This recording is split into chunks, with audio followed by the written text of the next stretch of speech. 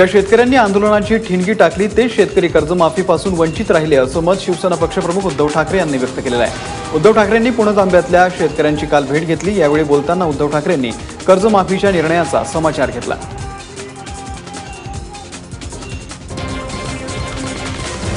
काल जो काही निर्णय सरकारने जाहीर केला त्या निर्णयाचा तुम्हाला काही तसा लाभ झालेला मला माहिती आहे।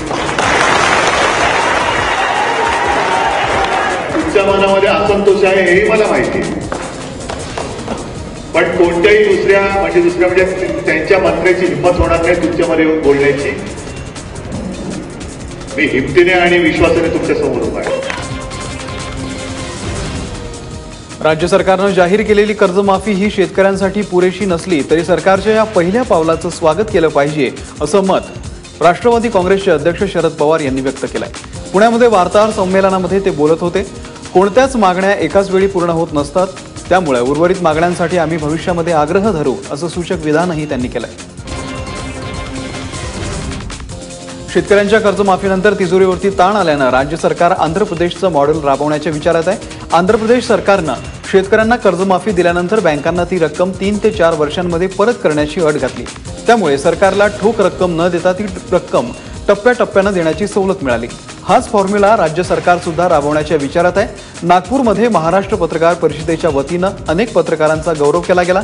यावेळी मुख्यमंत्र्यांनी या संदर्भातली माहिती दिली आहे। आम्ही बँकांची चर्चा केली आहे, अजूनही करतो आणि ज्या प्रकारे आंध्र प्रदेशने मॉडेल तयार केलं आणि त्यांनी कर्जमाफी केली, बँकांशी टायअप केलं आणि बँकांना सांगितलं की आम्ही तुम्हाला पैसे 3 वर्षात 4 वर्षात देऊ, त्याचे हप्ते बांधून घेतले आणि तेवढ्या वर्षात आम्ही तुम्हाला पैसे देऊ, तुम्ही शेतकऱ्यांची कर्जमाफी करा। अशा प्रकारचाच विचार महाराष्ट्रात देखील आम्ही करतो। सरसकट 1.5 लाखांच्या कर्जमाफीवरती आक्षेप घेत सुकाणू समितीनं पुन्हा एकदा आंदोलनाचा इशारा दिलाय। सरकारनं पूर्ण कर्जमाफी केली नाही तर 26 जुलैपासून राज्यभर आंदोलन छेडण्याचा इशारा सुकाणू समितीने दिलाय।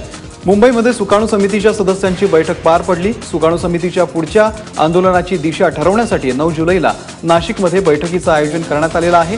9 जुलैपासून ते 23 जुलैपर्यंत सुकाणू समिती संघर्ष यात्रा काढणार असल्याची माहिती समन्वयक अजित नवले यांनी दिली आहे।